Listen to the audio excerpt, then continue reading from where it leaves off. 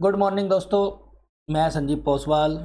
ठीक है, आप लोगों के लिए करंट अफेयर्स की डेली डोज के नाम से हमारी एक सीरीज़ आती है जिसमें हम 10 क्वेश्चन लेकर आते हैं। इस बारे में हमारी कई बार चर्चा हो चुकी है आप लोगों से, और इन 10 क्वेश्चन को हम पढ़ाते हैं। गारंटेड है कि ये क्वेश्चन आपको आने वाले एग्ज़ाम के करंट अफेयर्स में दिखाई देंगे। तो मैंने बताया था सुबह की टी विद मी। ठीक है, सुबह की टी विद मी मतलब सुबह की चाय आप लोग मेरे साथ शेयर कीजिए, ज़्यादा फायदा रहेगा। आने वाले टाइम में हम लाइव भी दिखाई देंगे इसमें। ठीक है, जल्दी ही दिखाई देंगे। ये क्वेश्चंस हैं, क्वेश्चंस अच्छे हैं, दोबारा शुरू करते हैं हम। ठीक है, जैसे ये देखो, अभी पीएम मोदी जी हमारे जापान गए थे। तो जापान जाने के बाद इनको एक दारुमा गुड़िया मिली। दारुमा गुड़िया मिली। ये पता क्यों है इंपॉर्टेंट, मैं बताता हूँ आपको। आप लोगों को तो ऐसे ही लग रहा होगा ये क्वेश्चन इंपॉर्टेंट नहीं है, लेकिन इंपॉर्टेंट है। किस भारतीय भिक्षु के मॉडल पर है? भारतीय भिक्षु कौन? भिक्षु बौद्ध भिक्षु। कौन भिक्षु? बौद्ध भिक्षु। आज आपको बौद्धों के बारे में सारी बातें बताएंगे। ठीक, ये है बोधि धर्म। भिक्षु का नाम है बोधि धर्म। ठीक, चलो पहले इसको पढ़ लेते हैं, फिर एआई की गहराई में गोता लगाएंगे। ठीक है, दारुमा गुड़िया एक पारंपरिक जापानी इच्छा गुड़िया है जो आमतौर पर कागजी के लुगदी से बनी होती है। 5वीं शताब्दी के जैन, नाम इनका जैन है, जैन धर्म से संबंधित नहीं, जैन बौद्ध धर्म के संस्थापक, सॉरी जैन यहाँ पर एक धर्म बना, कहाँ पर? संप्रदाय बना का, किसका? बौद्ध का। मैं भी गलत बोल रहा हूँ, फिर से दोबारा रिपीट कर लेते हैं। संप्रदाय बना जैन, और उसके संस्थापक है बौद्धि धर्म। तो बौद्धि धर्म को आप याद रखेंगे। ये गुड़िया दृढ़ता सौभाग्यता का प्रतीक मानी जाती है, अक्सर लक्ष्य को निर्धारित करने में, प्राप्त करने में किया जाता। चलो, कुछ आर्टिफिशियल इंटेलिजेंस का प्रयोग करें हम, अपनी कृत्रिम बुद्धिमत्ता, कृत्रिम की हमारी तो सही है। एआई की गहराई में गोता लगाते हैं, और गोता ऐसे लगाते हैं कि आप लोग अब समझते चले जाएंगे क्या है। बौद्ध धर्म के दो भाग बने, महायान, हीनयान। दोनों में अंतर बता देते हैं हम। हीनयान यहाँ बता देते हैं। हीनयान मूर्ति पूजा नहीं करते थे, बुद्ध की मूर्ति पूजा नहीं करते थे। क्या करते थे? बुद्धम चरणम गच्छामि, चरणों की पूजा करते थे। किस रूप में मानते थे? परंपरागत रूप में।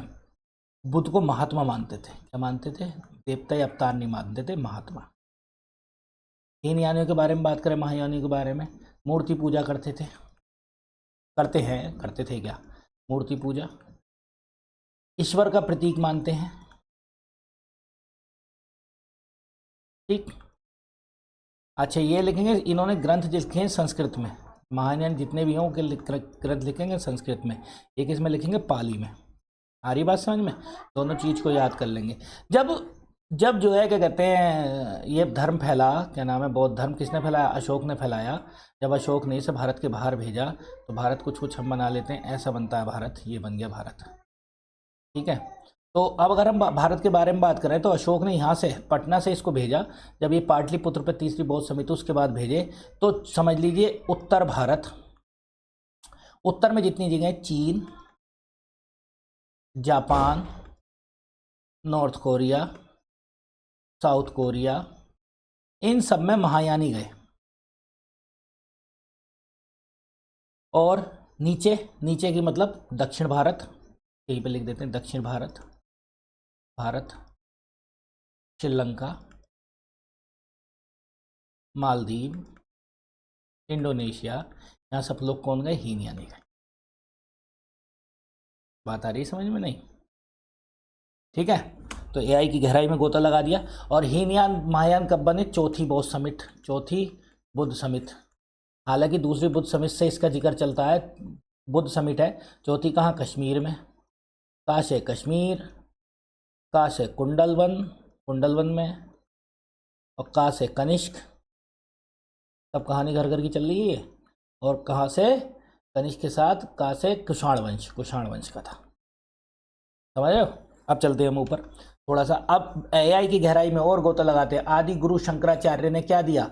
इन्होंने दिया अद्वैतवाद। आप सुनते चले जाएंगे। कहाँ के रहने वाले? केरल के, केरल का जन्म, लेकिन उत्तर भारत में भक्ति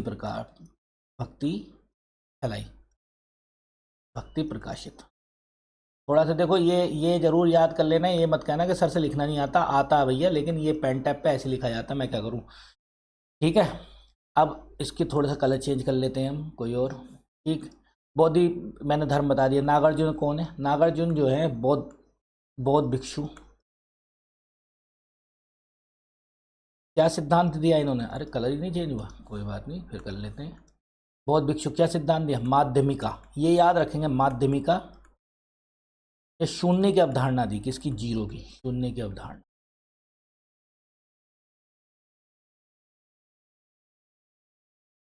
धर्मपाल, धर्मपाल कौन थे? पाल वंश का। कौन सी बनाई यूनिवर्सिटी? विक्रमशिला। ठीक, पूरी है एआई हमने यही लगा दी अपनी, है। गूगल पे लिखा था ना एआई की गहराई में गोता लगाएं, तो एआई की गहराई में गोता लगा चुके हैं हम, उससे उभर कर अब निकलेंगे, अगली एआई में जाते हैं। ये मैंने आप लोगों को बता दिया, इंग्लिश में है, आप लोग इसको पढ़ लेना। सेना, आईटीबीपी और संयुक्त सेना। संयुक्त सेना का मतलब होता है आर्मी, आर्मी और आईटीबीपी, इन दोनों के बीच में एक अचूक अभ्यास हुआ, अचूक प्रहार, वो अरुणाचल प्रदेश में। अरुणाचल प्रदेश में बार बार अभ्यास करने का कारण क्या है? क्योंकि चीन की बाउंड्री से लगता है। किसकी बाउंड्री से लगता है? चाइना की बाउंड्री से लगता है, और चाइना काफ़ी क्षेत्र पर अधिकार जमाता है अपना, कहता है ये मेरे क्षेत्र में, मेरे क्षेत्र में। तो भारत को वहाँ सक्रिय और सजग रहना है। ठीक है, जैसे कि हम बात करें भारतीय सेना की स्पेयर कोर और भारतीय तिब्बत आईटीबीपी ने संयुक्त परिचालन से तैयारी परिणामित करके अरुणाचल प्रदेश में एक अभ्यास चलाया जिसका नाम है अचूक, अचूक प्रहार। इसमें mortar, machine gun, rocket, grenade का इस्तेमाल किया गया है, जिससे हाई ऊंचाई, हाई एल्टीट्यूड, ठीक है, हाई लाइटनिंग भी कह सकते हैं, ऊंचाई वाले युद्ध में अंतर संचालिनता प्रकाश पैदा, ये सब इतनी बड़ी बड़ी बातें लिखनी है कि ऊंचाई पर युद्ध लड़ा जा सके, मतलब वहाँ के लिए आपने अपनी प्रैक्टिस की है, ऐसे समझो। ठीक है, अरुणाचल प्रदेश में ये समस्या बहुत रहती है। अरुणाचल प्रदेश की राजधानी, सिक्किम की राजधानी गंगटोक। ठीक, सबसे कम जनसंख्या वाला भी यही है। सबसे ज़्यादा जनसंख्या वाला कौन है? यूपी है, और इसका एक कोड है SMAG, स्मैग, स्मैक मत पढ़ना, स्मैग। सिक्किम सबसे कम, दूसरे पाएगा मिजोरम, तीसरे पाएगा अरुणाचल प्रदेश, और चौथे में गोवा। ठीक है, ये कोड है। सबसे कम जनसंख्या, सबसे ज़्यादा जनसंख्या उत्तर प्रदेश में है, सबसे कम जनसंख्या। ठीक, चलो सबसे ज़्यादा जनसंख्या वाले, सबसे ज़्यादा जनसंख्या, सबसे ज़्यादा जनसंख्या अम्पा, UMBEA,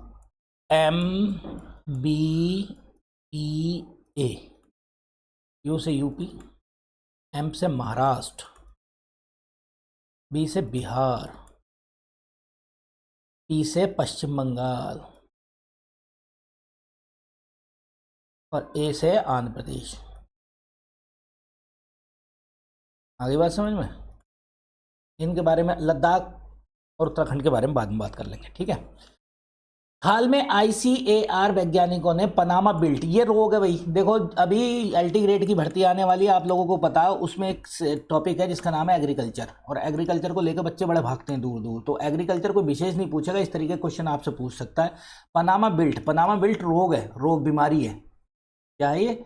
बीमारी है, पनामा बिल्ट बीमारी है। किसको लगी है ये? जिसकी वजह से GI टैग वाला, GI टैग अभी बता दूंगा मैं, ज्योग्राफिकल इंडिकेटर कहते हैं इसको, केले की किस्म को संरक्षित करने के लिए कहा। किसने कहा? कृषि मंत्री ने कहा है, शिवराज सिंह चौहान ने, कि ये वाली फसल प्रभावित हो रही है और GI टैग वाली है और इम्पोर्टेंट फसल है। तो इसका नाम है नजलगुड रसाबेला। अभी मैं इसका फोटो भी दिखा दूंगा आप लोगों को, ये फसल है, देखो अभी याद आ गई। केले की एक प्रसिद्ध किस्म फसल है, कहाँ पाया जाता है? कर्नाटक में, मैसूर जिला कर्नाटक में पाया जाता है, भारत के आसपास, इसके आसपास उगाया जाता है। अनोखा है, मीठा स्वाद है, विशिष्ट सुगंध है, गाढ़े गूदे के लिए बेशकीमती है। अन्य केले की किस्मों में ये सब चीज़ें नहीं पाई जाती। 2006 में इसे GI टैग मिला था। GI टैग का मतलब होता है भौगोलिक इंडिकेटर, GI टैग का मतलब होता है भौगोलिक इंडिकेटर। ठीक है, भौगोलिक इंडिकेटर मतलब जहाँ का भी होगा वहाँ जो है GI टैग मिलेगा, GI टैग मिलेगा। जहाँ का भी होगा। ठीक है, नेक्स्ट पे चलते हैं हम। ये है देखो वो केला, अलग टाइप का है ना, कुछ अलग टाइप का है ये, देखो। अब बात करते हैं जीआई टैग क्या होता है। जीआई टैग 1999 में पारित हुआ, 2003 से लागू हुआ। पहली बात 2024 तक या 25 तक ही लिख लो, 25 तक तो बढ़ गए हैं, 603 जीआई टैग हो चुके हैं। जीआई टैग क्या होता है कि एक ऐसी जगह जहां पर वही चीज़ पाई जाती है, उसके अलावा कहीं नहीं पाई जाती, उसको वहीं का बता दिया जाता है। भौगोलिक इंडिकेटर कहते हैं इसको, भौगोलिक संकेतक, संकेतक कहते हैं। आ रही बात समझ में। तो भारत का पहला भौगोलिक संकेतक 2004-05 में दिया गया, जिसका नाम है दार्जिलिंग चाय। दार्जिलिंग कहाँ पड़ती है? पश्चिम बंगाल में। सब लोग कहते हैं ना दार्जिलिंग के लिए चाय बड़ी फेमस है, तो जब वहाँ की फेमस है तो जीआई टैग मिल गया, इसका मतलब पश्चिम बंगाल की ये रेसिपी होगी। जैसे रसगुल्ले को दे दिया रसगुल्ला, कहाँ? पश्चिम बंगाल का।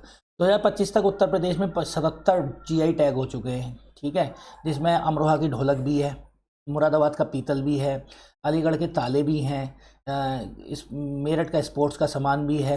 ठीक है, और 2025 में और जैसे बरेली का बैत भी है, कई सारे हैं। इलाहाबाद का सुरखा अमरूद भी है। ठीक है, लखनऊ का मलिहाबादी आम भी है। तो ये सब जीआई टैग हैं। ये सब चीज़ों में दिया जाता है, खाद में भी दिया जाता है, और वहाँ की कोई स्पेशलाइजेशन हो। लेकिन इसको याद कर लेना, इनमें से एक आ सकता है। अप्रैल 2025 में अभी दिए गए हैं जीआई टैग प्राप्त हुए हैं बनारस का तिरंगी बर्फी को, बनारस की धातु ढुलाई पर। अभी मोदी जी वहाँ गए थे, उस दिन ये बात हुई थी। लखीमपुर खीरी थारू, थारू कढ़ाई, थारू जनजाति है यहाँ पर, उस जनजाति की कढ़ाई है ये। बरेली बैत को मिला है, बरेली जरदोजी को मिला है। जरदोजी होती है ना, वो बारीक काम कराते हैं, कारचौप वाला। पिलखवा में किसको मिला है? पिलखवा में क्या मिलते हैं? टेक्सटाइल। ठीक है, कपड़ा मिलता है एक तरीके का। तो ये सारे इंडिकेटर मिले हैं, मैंने इंग्लिश में लिख दिया, आप लोग पढ़ लेना। नेक्स्ट में अमेरिका साहब नहीं मानना है, अमेरिका नहीं मानेगा। ठीक है, परेशान कर रहा है ये भारत को। हाल में अमेरिका ने डी मिनिमिस, ये याद रखना, ये टैक्स है, ये टैक्स है, डी मिनिमिस टैक्स है, टैक्स। पहले ये नहीं लगाते थे, अब ये इस पर छूट थी, और उसको निरस्त कर दिया। वही वाली बात कि नहीं मानोगे तो अब क्या हुआ है? हुआ ये कि सब सारे टैक्सेशन, सारी सुविधाएं छोड़ने के बाद भी भारत की इकोनॉमी 7.8 से ग्रो कर रही है। तो कह रहा है यार कोई फर्क नहीं पड़ रहा भारत पे। अच्छा, भारत ने नए पार्टनर ढूंढ लिए, अब चाइना की तरफ भारत रुक कर गया, रशिया की तरफ, रूस ने कह दिया मेरे दरवाजे तुम्हारे लिए हमेशा खुले हुए हैं। उधर ब्रिटेन से फ्री ट्रेड एग्रीमेंट करके आया, FTA, याद रखना, ब्रिटेन से भी फ्री ट्रेड एग्रीमेंट है। यूरोपियन यूनियन से रिलेशन अच्छे कर लिए इनसे। तो क्या हुआ, अमेरिका ने सोचा था कि मुझ पर पूरी तरीके से निर्भर हो गया, ट्रम्प थोड़ा सा सन की तो है ही, सन की बाबा, तो सन की बाबा ने जो है ये लगाया था। तो इसकी पहला $800 तक थी। $800 क्या है ये याद मत करना, $800 क्या है, लेकिन आप इसको बात को समझ लीजिए, ये जरूर याद रखना। मिनिमम टैक्स, मान लो कोई व्यक्ति अपना लेटर या कोई चीज़ भेजता है तो $800 तक का माल जो है उसको छूट थी, लेकिन अब इस पर इन्होंने टैक्स लगाना शुरू कर दिया। अमेरिका के डे मिनिमम टैक्स की छूट 29 अगस्त 2025 को वापस ले ली, अभी लिए वापस, बोले हटाओ तुम्हारा काम खत्म। जो 10 साल पुराना था, 1 सदी मतलब 100 साल पुराना मान लो, जिसके तहत व्यक्ति को प्रतिदिन $80 से कम शिपमेंट में शुल्क मुक्त था, फ्री था, बिल्कुल फ्री। ठीक, परिणाम स्वरूप भारतीय डाक ने अमेरिका में पार्सल भेजने बंद कर दिए। बोले भाई क्यों भेजे, में टैक्स लग रहा, क्यों? क्योंकि इसमें जो निर्यातक है हमारे बेचारे ई-कॉमर्स वाले हैं, इनके पर असर पड़ेगा, खास तौर पर कपड़ा, आभूषण, इलेक्ट्रॉनिक, मतलब जो छोटी सामान थे वो चले जाते थे, अब वो भी ना जाएंगे। प्रत्येक पार्सल पर शुल्क लगेगा और जिससे लागत और अनुपालन का बोझ बढ़ेगा। देखो एक छोटी सी बात बता देता हूँ आप लोगों को। एक का नाम आपने सुना होगा, नेपोलियन। नेपोलियन फ्रांस का राजा था, उसने इंटरकॉन्टिनेंटल सिस्टम शुरू करा था, अंतर महाद्वीपीय व्यवस्था। उसने ये कहा था कि अगर ब्रिटेन से कोई सामान खरीदेगा तो उसके बाद उसका मतलब मैं उसको छोड़ूंगा नहीं, मतलब मैं फ्रांस के गुस्से का वो होगा। लेकिन हुआ क्या था कि ब्रिटेन की मैन्युफैक्चरिंग इतनी थी कि फ्रांस की आर्मी के शर्ट का बटन भी कहाँ से आ रहा था? ब्रिटेन से आ रहा था। तो इस व्यवस्था ने नेपोलियन को खत्म कर दिया था। अब इस व्यवस्था पर चलते हुए ट्रम्प कह रहे हैं मेक अमेरिका अगेन फर्स्ट। अरे मेक अमेरिका अगेन फर्स्ट तो जब आओगे, जब सहयोग करोगे। अब तुम सहयोग कर नहीं रहे, भारत जैसे देश से भिड़ रहे हो तो भाई नुकसान तो उठाओगे। तो भारत ने अपना अच्छा काम करा है, ग्रोथ उठाई है। तो याद रखना, ये मिनिमम टैक्स जरूर याद रखना, ये क्वेश्चन आ सकता है भाई मिनिमम टैक्स क्या है, यही आएगा बस, ये सब नहीं आएगा पूरी कहानी, ये तो मैंने समझाने के लिए। मिनिमम टैक्स क्या ही आएगा। संयुक्त राष्ट्र की महिला संयुक्त राष्ट्र महिला क्षमता निर्माण कार्यक्रम शीली शील्ड्स, ये याद रखेंगे, शीली शील्ड्स कार्यक्रम का दूसरा संस्करण कहाँ आयोजित किया गया है? नई दिल्ली में आयोजित किया गया। बस इतना ही फैक्ट याद करना है, इससे ज़्यादा इसमें फैक्ट याद नहीं करना है। यूएनओ के बारे में कल भी बताया था, दोबारा बता देता हूँ। यूएनओ 24 अक्टूबर 1945 को बना और इसको कहते हैं यूएनओ डे। आ रही बात समझ में? यूएनओ डे कह रहे हैं कितनी ब्रांचेज हैं, ब्रांचेज लिख लो। चलो मैं पहले लिखवाई थी, जनरल असेंबली नंबर 1, देखते हैं कितनी निकलेंगी। Number 2 security council, security council में कितने होते हैं? 15 सदस्य। 10 अस्थाई नॉन परमानेंट, 5 स्थाई। अब कमेंट सेक्शन में पांचों के नाम लिख देना। दूसरी हो गई, तीसरी कौन सी है? तीसरी है सचिवालय, सेक्रेटरीट भी है इनका काम करने के लिए। चौथी कहाँ है? चौथी कौन सी है? ECO SOC, हाँ इसकोस, इसी का है ये जो प्रोग्राम है इस वाली ब्रांच ने कराया है, ये ध्यान रखेंगे, क्योंकि इकोनॉमिक सोशल काउंसिल है ये, ठीक है। एक ट्रस्टीशिप काउंसिल है, न्यास परिषद, किसका नाम 5वीं हो गई, और छठी हो गई साहब ICJ, international court of justice. इन सबके हेडक्वार्टर और यूएनओ का हेडक्वार्टर सेम ही है, जिसका नाम है न्यूयॉर्क। लेकिन इसका हेडक्वार्टर कहाँ है? इसका हेडक्वार्टर है कहाँ? हेग में। हेग कहाँ? नीदरलैंड में। और सुन लो मेरी बात, नीदरलैंड में है। कितने जज होते हैं इसमें? 15 जज। और मुझे लग रहा है इस समय वर्तमान में एक जज हैं दलबीर भंडारी, फिर भी आप देख लेंगे, मैं भी देख लूँगा। 15 जज 9 साल के लिए, 9 साल के लिए सेलेक्ट होते हैं, ठीक है। Junior boys national championship, football championship 2025 किसने जीती है? मोस्ट इंपॉर्टेंट इसलिए बन जाती है क्योंकि ये नॉर्थ ईस्ट के राज्य ने जीती है 25 साल बाद, ठीक है। तो इसको याद रखेंगे हम लोग। देखो हाल में ही मणिपुर ने 25 साल बाद BC रॉय, इसका नाम रखेंगे BC रॉय, याद है, Tier 1 की नेशनल बॉयज फुटबॉल चैंपियनशिप जीती है। कहाँ हुई थी? गुरु नानक देव यूनिवर्सिटी कॉम्प्लेक्स में। कहाँ? पंजाब में, पंजाब में हुई थी। पश्चिम बंगाल को हराया है। BC राय ट्रॉफी 2025-26 के junior boys national football championship Amritsar Punjab में आयोजित की गई थी और इसका दूसरा नाम BC रॉय है, ठीक है। याद रखेंगे, मणिपुर ने जीती है इसलिए इंपॉर्टेंट है। BC रॉय ट्रॉफी किससे संबंधित है? फुटबॉल से संबंधित है। एक तो बात ये याद रखेंगे, दूसरी जीती किसने? मणिपुर ने जीती। भारत का पहला मेक इन इंडिया 1 मेगावाट का ग्रीन हाइड्रोजन संयंत्र कहाँ चालू किया गया? असल में 10 मेगावाट लगाना है। कहाँ पर लगाना है? इन बंदरगाहों पे। तो इसमें पहला है कांडला पोर्ट का नाम दीनदयाल बंदरगाह प्राधिकरण भी है। विशाखापट्टनम का आंध्र प्रदेश में है। चेन्नई कहाँ? आपको पता ही है, चेन्नई में ही है। मुंबई कहाँ है? मुंबई में महाराष्ट्र में है, ठीक है। अब अगर हम बात करें आगे तो इसमें देखो हाल में ही दीनदयाल DPA, दीनदयाल बंदरगाह प्राधिकरण के गुजरात के कांडला बंदरगाह में पहला मेक इन इंडिया के तहत 1 मेगावाट हरित हाइड्रोजन संयंत्र चालू किया गया है। ये किसी भी भारतीय बंदरगाह पर पहली हाइड्रोजन परियोजना है। तो कितनी बनानी है? 10 मेगावाट बनानी है, ठीक है। कितनी बनानी है? 10 मेगावाट, क्योंकि भारत अब इस समय सोलर एनर्जी और ग्रीन हाइड्रोजन एनर्जी के लिए प्रतिबद्ध है। और कुछ बताना है? और कुछ नहीं बताना है, आप लोगों को बताना होगा तो बता देंगे आगे। किस संस्थान ने, देखो फिर आ गए AI में, आर्टिफिशियल इंटेलिजेंस, भारत का पहला आर्टिफिशियल इंटेलिजेंस ऐप टूटोज लॉन्च किया है, याद रखेंगे। तो ये करा IIT पलक्कड़ ने। पलक्कड़ कहाँ है? केरल में। और पलक्कड़ जिला वो है पूर्ण साक्षर जिला, पूर्ण साक्षर जिला भी यही है। और क्या है ये? पूर्ण डिजिटल साक्षर भी है। कितना बढ़िया काम है इसका, डिजिटल साक्षर जिला भी यही है। तो IIT पलक्कड़ ने बनाई है। देखो IIT पलक्कड़ ने भारत का पहला आर्टिफिशियल इंटेलिजेंस आधारित लर्निंग ऐप है टूटोज। क्या नाम है? लर्निंग ऐप टूटोज है। और IIT पलक्कड़ में स्थापित स्टार्टअप रेविन टेक्नो सॉल्यूशन द्वारा विकसित किया गया। आपको कुछ याद नहीं रखना, आपको बस ये याद रखना IIT पलक्कड़ ने बनाया। IIT साहब हमारे लिए बहुत काम करते हैं। महाराष्ट्र के किस गांव को पहला स्मार्ट बुद्धिमान इंटेलिजेंस विलेज भी आ गए भैया? इसका नाम है सतनावरी। क्या नाम है? सतनावरी। इसको इंपॉर्टेंट याद रखेंगे, सतनावरी है। कहाँ है? महाराष्ट्र में है। ये महाराष्ट्र की एक परियोजना चल रही है। महाराष्ट्र के नागपुर में 1800 लोगों की आबादी वाला सतनावरी गांव को मुख्यमंत्री देवेंद्र फडणवीस द्वारा एक राज्य समर्थित पायलट परियोजना के तहत एक स्मार्ट इंटेलिजेंस विलेज के रूप में चुना गया है। ये परियोजना पिछले महीने ड्रोन प्राप्त खेती, हाँ देखो क्यों चुना गया याद रखना, ड्रोन की खेती की जा रही है, स्मार्ट सिंचाई की जा रही है, मोबाइल बैंकिंग का यूज़ किया जा रहा है, डिजिटल स्कूल का यूज़ किया जा रहा है, उन्नत निगरानी जैसी तकनीक का यूज़ किया जा रहा है, इसीलिए ये शहर गाँव पूरी तरीके से विकसित हो गया। आगे बात समझ में, बुद्धिमान गाँव कहा गया। 10वां क्वेश्चन ये है, किस राज्य ने बौद्धिक विकलांगों के लिए एक दिशा अभियान, याद रखेंगे अभियान, कैंपेन है ये, कैंपेन दिशा अभियान कैंपेन, तो किसके लिए है, पहले तो ये रखेंगे विकलांगों के लिए, किसने शुरू करा, महाराष्ट्र ने शुरू करा। ये महाराष्ट्र सरकार ने एक दिशा अभियान कराया है। बौद्धिक विकलांग वो हो गए जो पढ़े लिखे हैं, इंटेलिजेंट लोग हैं, उनके लिए ये काम किया गया। ठीक है, अरे आगे साहब 10वां क्वेश्चन हो ही गया था हमारा। थैंक यू फॉर ऑल, आप लोगों ने मुझे सहयोग कर रहे हो, बहुत अच्छी बात है। जल्दी हम लाइव दिखाई देंगे, डिजिटल बोर्ड पे दिखाई देंगे, उस दिन जो है थोड़े से अच्छे काम हम कराएंगे।